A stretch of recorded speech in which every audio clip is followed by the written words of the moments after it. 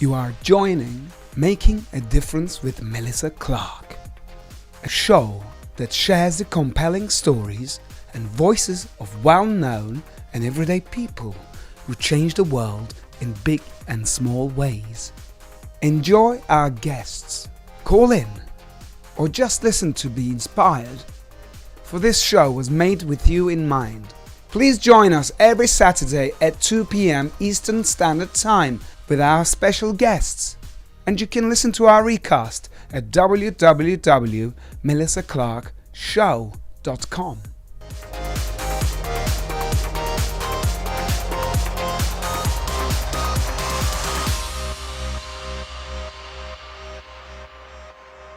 Hi, I'm Melissa Billy Clark, and on this episode of Making a Difference, we sit down with one of the most famous names on radio here in New York City. He was one of the co-hosts on 103.5 KTU's morning show with Hollywood Hamilton. His name is John Sialiano, but you may best know him as Goomba Johnny. He is an actor, a stand-up comedian, a writer, an author, and now hosts a new syndicated show with Vinny Pastore titled Forget About It.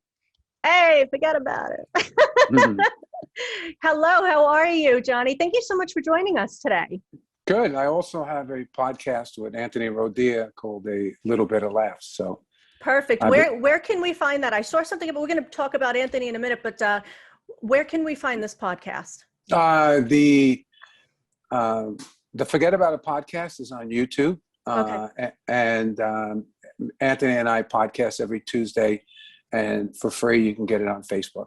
Oh, wonderful. Thank you so much. It is rather funny. Both of those shows are wonderful, and we'll get into that in a little bit.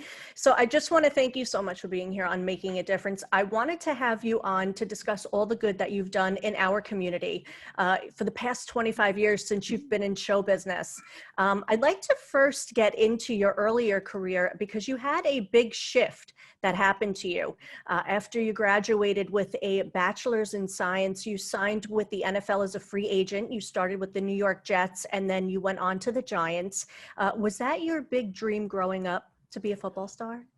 With all honesty, it was my father's dream. And I enjoyed playing football, not as much as my father enjoyed watching me play. Yeah. I really loved baseball, but I think I ended up being a better football player. So I kind of gravitated towards that. You know, every young boy wants to gets their father's approval, and that was a big deal for me. You know, my father loved it, and I loved the fact that you know he would come to all the games, and he really, really enjoyed it. So you enjoyed his support more than the sport, you think, or? 100%. Oh, wow. Yeah, I wasn't, people think it's a little odd, to say that I love the game of football. I just hated the practices. Sure. So you're not going to go very far if you don't like the practices. So what does it entail when you do, how many hours are you working when you're practicing for someone who wants to get into the NFL? Well, it's different now than it was when I was there like 40 years ago. It's an all-around commitment now. Now it involves, nutrition, all year round training, really, really taking care of your body, mm-hmm. and, preparing yourself, 365 days a year. Mm-hmm. And it was a little bit different. There just wasn't as much science, sports science when I was playing, and the game has grown unbelievably, and all the techniques that people use to get better, bigger, faster, and stronger has changed too. Mm-hmm. So it's tremendously competitive. I mean, if you watch any football game, it looks like there's old gladiators out there with helmets on. I mean, These guys look unbelievable. They all look like bodybuilders. Yeah, of course. So it's different, and mm-hmm. It takes a lot. I respect anybody who has that kind of commitment. Sure. Now you got injured, so is that why you dropped out? Yeah, I got injured, and I probably wasn't good enough to sustain any kind of career. at that point. But I got to the professional level, and that was something that they told me when I was in college. I think I was the first person to sign a professional contract from my college. Mm-hmm. So, I mean, it was quite an accomplishment for me to put on a jet helmet and a giant helmet, being a Bronx boy. Yeah. So that was very exciting, and it was a lot of validation for me. Was your dad alive to see that at that time? Oh yeah. That's my wonderful. Yeah. He's, I remember when I signed my first contract, he just turned around and said, "We did it." And I was like, whoa. That must have made you feel so nice. Yeah, it was like an elephant was lifted off my back. Yeah. See, I didn't know that. I thought you loved the sport of football. So my question to you was, and maybe you can help us out with this, can you tell somebody who had their heart set on a dream, but they had to drop out due to an unfortunate accident, or they can no longer play, so now they have to go for a different profession? Yeah. There's two things. You could be successful by design. You have a plan, mm-hmm. and you make steps for that plan to reach your goal. And then there's people who are successful by destiny. Things, are very faithful in my life, have been very, very faithful. I did try to play football. That was a designed effort. Yeah. But getting on the radio and doing comedy, those were careers that chose me. Sometimes you choose a career, and sometimes a career chooses you. I believe that.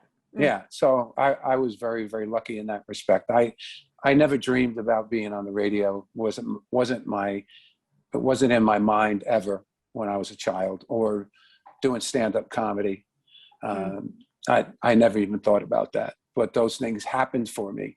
And sometimes things that you don't get are just as important as things that you do get. So you just got to keep your eyes and ears open, and listen to everything that's going around you. And most of all, trust your intuition, and trust yourself, and God will direct you. Yeah, I believe it. God's in control of the ship. So once you make peace with that, your life is a lot easier. Absolutely. I always talk about that on this program, and I'll keep reiterating what I say. You always have, my father told me before he passed away, stay connected with God, and I'll and everybody else will be with you. So I always believe that you need that connection of something, whether it's God or what have you, but you just need that connection, because you can't do this on your own. So thank you for bringing that up. Yeah. Well, my strong belief is that if God wants you to have something, there's nothing that anybody could do to keep you from it. Yeah. So just follow your dream, and you'll be directed properly. Thank you so much, Goomba. Thank you. Now, if you head over to GoombaJohnny.com, you can see the long list of the work that he's given himself in service in amazing charities, such as the American Cancer Society, Animal Care and Control. He's on the board of directors for Cooley's Anemia Foundation. And one of his I'm going to pronounce the last name, I'm so sorry, Bonacanti? Bonacanti, the Bonacanti Fund, yeah. Bonacanti Fund for Spinal Cord Research. They founded the Miami Project. So tell us why that is so near and dear to your heart, please. When you're on the radio, you're especially a station like KTU, which had over 2 million listeners, you're in a good position to reach a lot of people. So one of the things that happened on the radio that I wasn't aware of is, once I became successful on the radio, all these different charities reached out to me to help promote their events. So I got involved in dozens and dozens of different charities. Some were very large, some were black tie events, and some were simply community efforts to raise money to pay for someone's medical bills. So I quickly understood my position, and and what I was able to do to help the community, which I felt was a big part of being on the radio, aside from giving people laughs in the morning. So I took full advantage of that. And I have to say it was wonderful. I made some of my best friendships, lifetime friendships, by working on those charities. Some of the charities I just simply promoted on the radio and let people know what was going on. And some of the ones like autism, which I got started very, very early, I would host their walks in Battery Park and in Staten Island and so on and so forth. So I had many, many different roles, whether it was hosting a comedy night or a gala or just talking about it on the radio. So I did as much as I could. And the station was very, very gracious and got behind all the charities that I got involved with. Mm-hmm. So, I tried to make a difference and, take full advantage of the position that I had.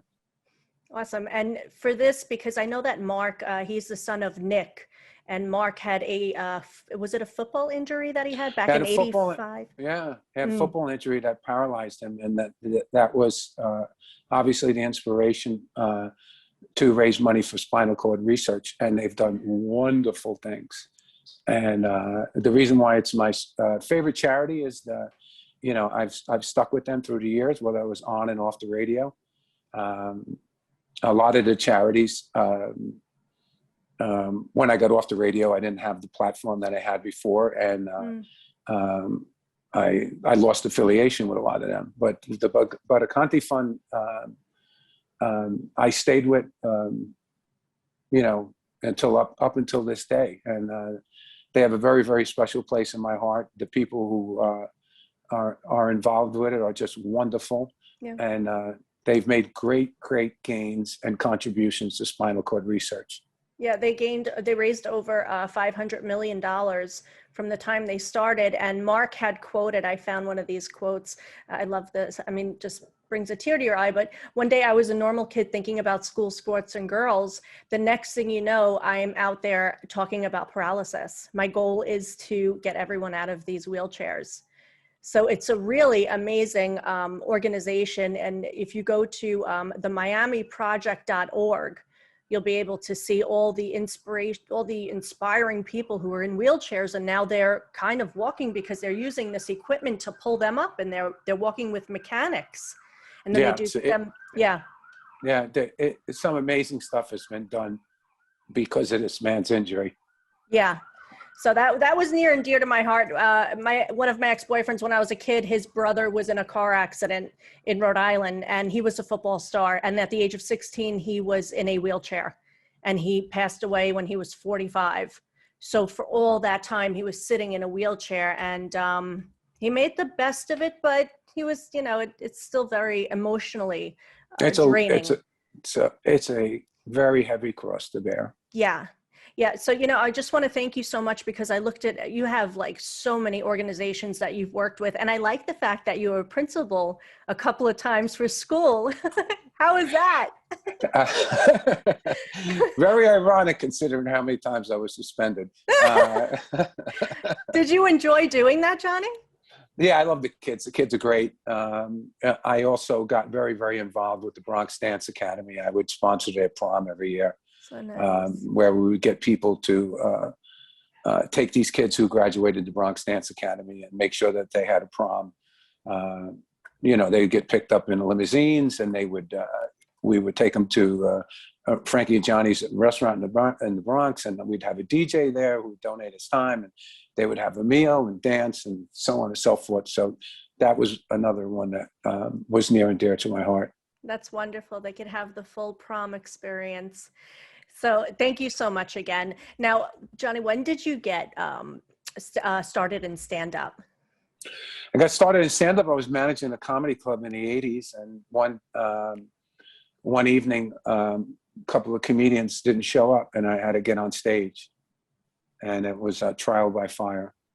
Were you nervous the first time you ever got up? What happened nervous. There? Let me tell you something. Any comedian will tell you the first time you go up and you bomb, and I bombed, you start sweating from places you didn't know you had sweat glands. Like I could feel sweat coming out of my Oh earlobes. my And I'm like, I played football my whole life. I didn't know you could sweat from there. Yeah. It's I could feel sweat running down the back of my legs, and I'm like, oh my God, and you just get your first laugh and you're addicted. Wow. Did you Yeah. always feel creative in your journey throughout your adolescent? No, because I came from a family of cops and firemen, and nobody worked creative in my family. So there was nobody there to follow. Mm-hmm. So, I remember telling my father goes, well, how are you going to make money? And I said, I'm going to write jokes. And he goes, well, how are you going to pay the bills? I said, I'm going to write jokes. And he goes, well, you're stupider than I thought you were. And so, I didn't get, there wasn't a lot of understanding, and, probably the big thing was, I remember I was on the radio, and my mother came home one day and she goes, I can't believe it. And I said, you believe what? She goes, I went to get my hair done and they wouldn't charge me because I was Goomba Johnny's mother. And I'm like, it took that to make you understand that I was successful. So I said, I've been on the radio 10 years. You never said nothing. it's true. So, Yeah, so let's talk about that for 1 second. You know how sometimes when you say, what do you want to be when you grow up? Well, I want to be an actress. Oh, well, keep dreaming, kid. So what advice would you give to somebody, like say they're 13 years old and they have a dream and they really want to pursue it. But the parents are like, you got to do something that'll be your hobby. You know how they say that'll be your hobby? Yeah, I mean, parents always look out for the best of the children, and they, obviously, parents would naturally gravitate to the path of least resistance, or do something, that's in the family, whether your family of lawyers or civil service workers like mine was, they'll suggest that, it was good enough for your father or good enough for your uncle or your grandfather, it's good enough for you. Yeah. But, life will take you, where you're supposed to go, and you just have to listen. You have to look for the signs, and when you're young, I would encourage everyone who's young to follow your dream, because even if you don't make it, you tried, and the journey is better than the arrival. You know what I mean? It's more worthy than the arrival, and some of the things I've done that I thought would be so fantastic, and I got there and I would just say, that's it. You know what I mean? What's next, Right. You're always constantly challenging yourself. And I think we need to do that as human beings. Yeah. So that's why everybody's got to get back to work. You can't keep collecting unemployment. Get your ass back to work. The stimulus checks are not that stimulus for you at the end of the day, if you think about it. It really, I know. Yeah, no, they'll keep you afloat, but Yeah. But for me, it pays off a credit card. Well, you got to get on with your life at some point. Yeah, of course. Well, thank you so much for that. So we've had so many comics on this program, and I have nothing but the utmost respect for you guys. It takes a lot to get up there and make people laugh. Goomba Johnny is hilarious. Take a look. Being Italian, it gets overdone. You get invited to weddings that you really shouldn't be invited to. My mother approaches me. She goes, Johnny, you just got invited to your third cousin Carlo's wedding. My third cousin, Carlo, who is he? She goes, you have to go. Don't embarrass him. He's your third cousin. I said, I don't even know who he is. She goes, you remember Carlo? He was at your christening. So now you got to go to this wedding. You don't know the person. We all had this problem. And in an Italian family, what's the correcta boost? How much money do you give this kid that you don't know? You could start a war for 25 years if you don't have the right envelope. Right? We got an uncle in our family. You know what his nickname is? Uncle $25. Every time my father sees him, he goes, that's $25 for your christening, $25 for your confirmation, $25 for your graduation, $25 for your wedding. He's going to be the first to come, he's going to be the last to leave, and he's going to tell you what a great time he has. I hope he dies. Johnny, you bring so much of your Italian heritage into your skits. What does it mean for you to educate others on the Italian heritage? Well, I mean, so many comedians talk about their upbringing. You know what I mean? It's a natural thing, and it's something that the audience can relate to. Anybody who was raised by Italian parents. Although my mom was Polish, they didn't tell me until I was 16.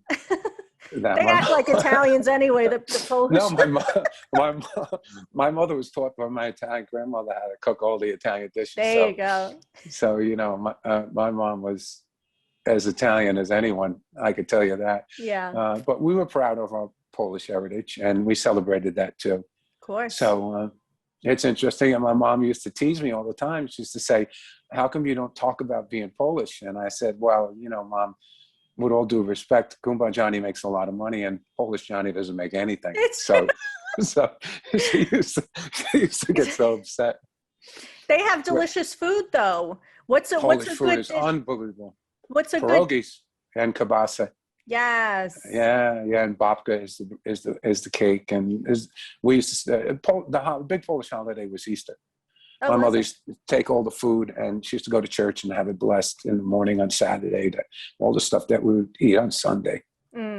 Is Mom still around? No, unfortunately, both my parents are gone. I'm sorry that you lost. That's okay.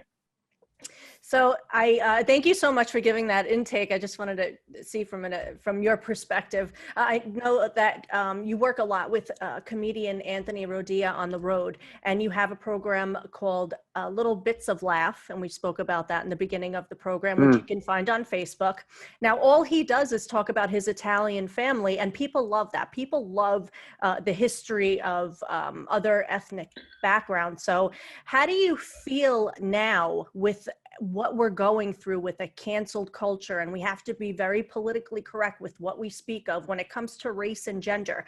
Do you think comedians are going to have to change their act to appease? Well, a lot have, what I mean? And only in the respect that, a lot of their jokes have to go through certain filters and whatnot. There's a lot of kickback, I will say this, Italian audiences are probably the most thick-skinned, that I've dealt with. They're not into the PC culture. Right. I mean, they're there to laugh, and I don't want to say nothing's off limits, but me and Anthony don't really have to watch ourselves when we're talking about the Italian culture. Being Italian. But, it depends on the comedian. Some comedians like Dave Chappelle, I mean, he's on top. So, he's looking down. I mean, you're not going to cancel Dave Chappelle. Of course. You know what I mean? But some guys who aren't established, they have to watch what they say, because, they can easily be, labeled, you know what I mean? And a lot of comedians, I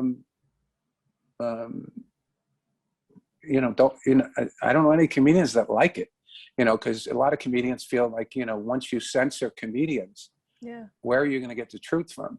I know. You know what I mean? And I think that says a lot about our society right now. How to, are we being told how to talk and how to think? And, where is the sensitivity, when does the sensitivity cross, like, stop your free speech? I understand the whole sensitivity thing, and, people, are sensitive to, to certain things that, people might say, and we should all be respectful of that. But we should also be respectful of our right to, to have free speech, especially on stage and comment. Comedy is an art. So comedians are artists. So what you're seeing is art. So you may not like the art. I understand that. But you don't have to listen to it. Right. And you don't have to look at it. But you don't have to stop it either. You know what I mean? So, there are some comedians that, I don't particularly think are fantastic. Mm. And there are other comedians that I love. It's all up to you. You make the decision. You know what I mean? You don't, Anthony says it all the time. My goal is not to offend anybody, but if you don't like what I'm doing, I did not twist your arm to come here. That's right. You don't have to come to see me. You paid to see me. Mm-hmm. This is my act. It's not, you didn't pay to, criticize every word out of my mouth. Yeah. So it's it's a slippery slope between free speech and sensitivity. And, it's a tightrope, and I totally understand it, and my goal is not to offend anybody. My goal is to make people laugh. Sure. You know what I mean? But in comedy, comedy could be offensive and funny at the same time. So like I said, it's a tightrope. So for every comedian today, it's a little confusing, and it's a gray area, and you're like, can I do this joke and do that joke? I mean, there are jokes I did 20 years ago I couldn't do now. I know. You know what I mean? People would say, oh my, people, and I think every comedian feels that way. I grew up listening to Eddie Murphy, and even Eddie Murphy has apologized for some of his routines. Yeah. So, I don't have any children, but I have 5 nieces. Yeah. So I'm in my 60s now, and I have to explain to them, I said, look, I love and accept everybody, but you have to understand the sensibilities when I was growing up were totally different than the sensibilities of today. Absolutely. And you have to have patience with me, because it's going to take time for me to process all this. I can't get everything that you're living right now like that. Right. I wasn't raised like that, and that doesn't make it right or wrong. It just, you have to give the older people, or generations ahead of you, time to understand exactly what's going on today. And I think that's important, because we are too quick right now to throw people overboard. Yeah. And the job is not to throw people overboard. The job is to throw people on board. And that's my problem with the cancel culture. I don't know why we want to cancel people when we should bring them on board. Yeah. And if people make mistakes or misspeak, why don't we give them a way back instead of just eliminating these people? Nobody understands what a second chance is until you need one. It's true. And I don't understand why there should be more forgiveness in the world and more understanding, like, hey, okay, you made a mistake and you shouldn't speak that way, but we're gonna, we will accept your apology. Yeah. And look in the future, to how you act and behave, instead of saying, okay, you're dead, you're fired, you're not going to work again in this industry, and you're going to be shunned by the community because we're going to label you as no good. Mm-hmm. And that's not the way to do things. That's not kind. there's nothing good about that, in my eyes. Right. I mean, everybody makes mistakes, and the people, the people who are eliminating, these people, they're not mistake free either. I mean, and we don't even see who they are. Right. Who's cancel culture? Does it have a face? I don't know who it is. You know what I mean? Who do you defend yourself against? I know. I don't know. You know what I mean? But it's people on keyboards, or people on phones, or companies, and like, how do they do that? I mean, it's not fair.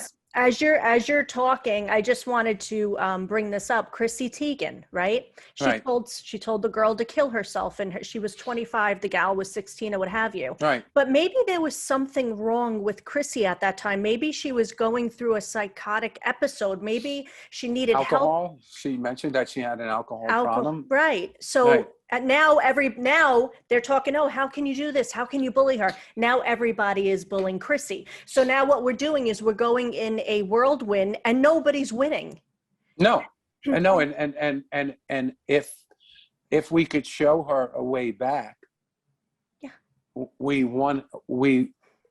and give her the chance to become a better person and to make peace with these people, make amends, because it takes these other people to be willing to forgive her.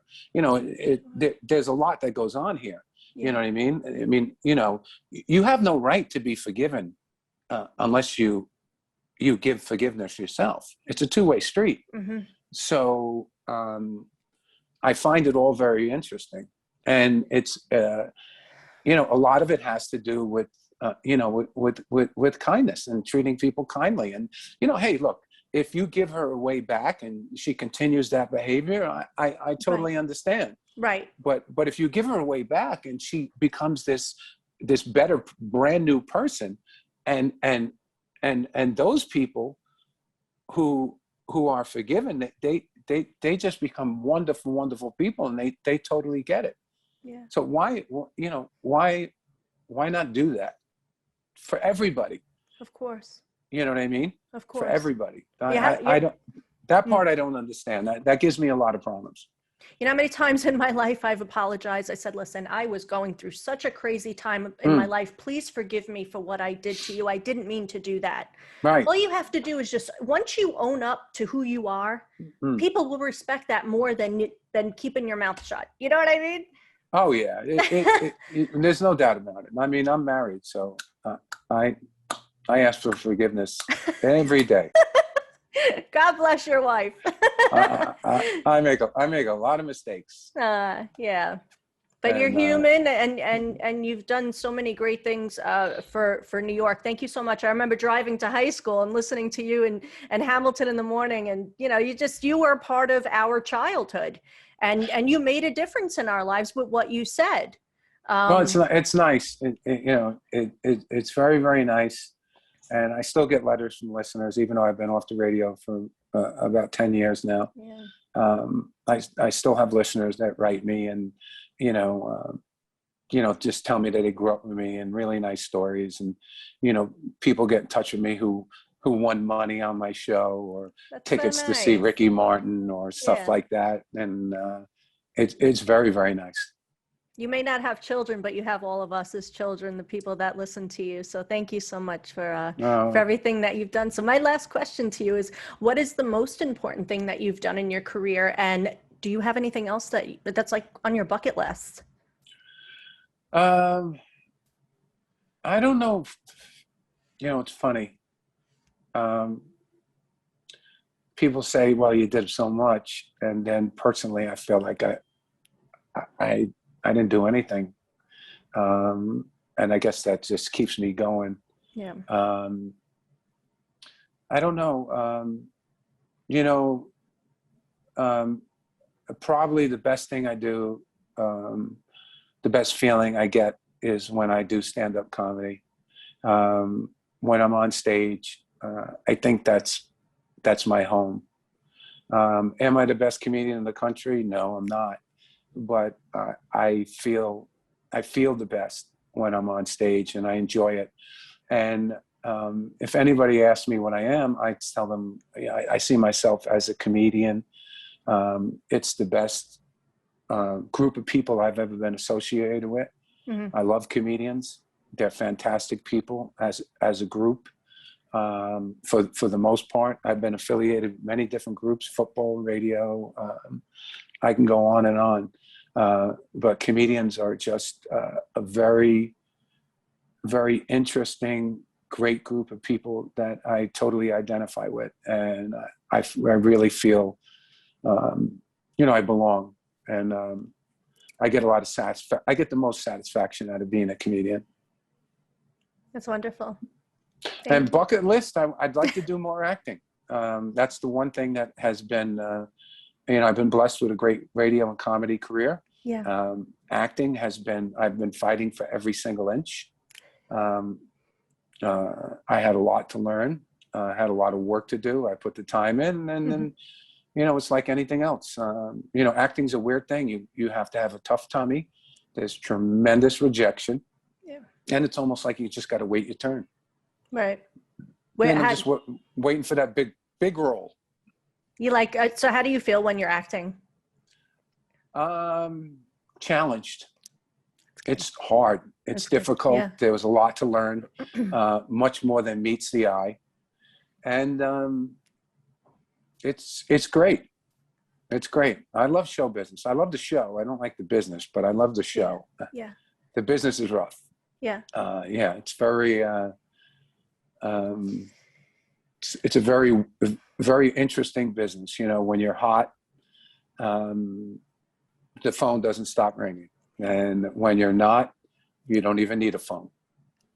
How did you feel after you got off of the air when that happened? Did you get really upset? Yeah, and it was, you didn't get sad, but there's a realization you go through that a lot of people like what you did, not who you are.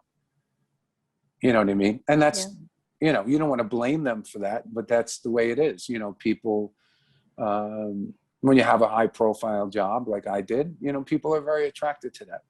Yeah. So, my father always used to say, he goes, flies go to the hot shit. And he goes, you don't see any flies around cold shit. So I said, that's the way my father used to talk. That's funny. So, but, that's the way it is, and, success attracts a lot of, fame and, that kind of stuff attracts a lot of people. There's a lot of adulation that goes along with it.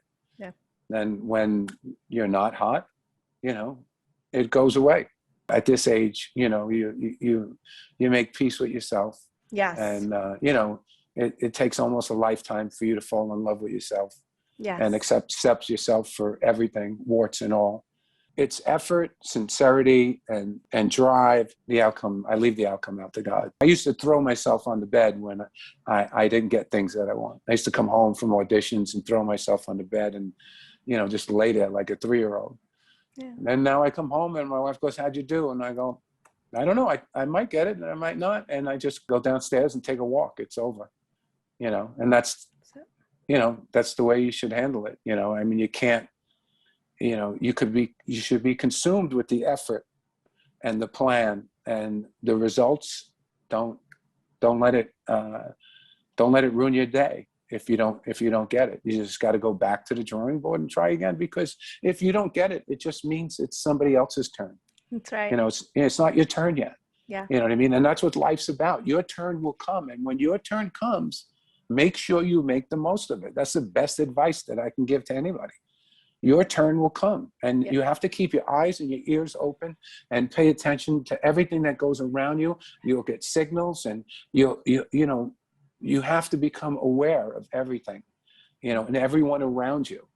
And, once you start thinking like that and your head's on a swivel and you're looking at everything from a 360-degree angle, not just up and down, you really, really learn how to move yourself and support yourself. So it's interesting. It takes, it's weird. It takes a lifetime to get yourself together, and then you got like a week to live. It's true. On that note, I say nothing more. I'm leaving it to Goomba Johnny for his wisdom words, and we thank you so much. You can follow Johnny at Goomba Johnny and head over to GoombaJohnny.com to see what his next projects are. And at Goomba Johnny on Instagram. At Goomba Johnny on Instagram, yes. Are you on Facebook too? You have I'm at Goomba Johnny at Facebook.com, yeah. And you want to watch our podcast? It's the Forget About It podcast on YouTube. There's several episodes up there. We interview a lot of great celebrities. And Little Bit of Laughs is on Anthony Rodia Comedy on Facebook. Every Tuesday at 8 o'clock. Beautiful. We thank you so much. Thank you, Goomba Johnny. Thank you. It was a pleasure meeting you. Continued success, my friend. Thank you, sir. Thank you, sir. All right, bye. Bye.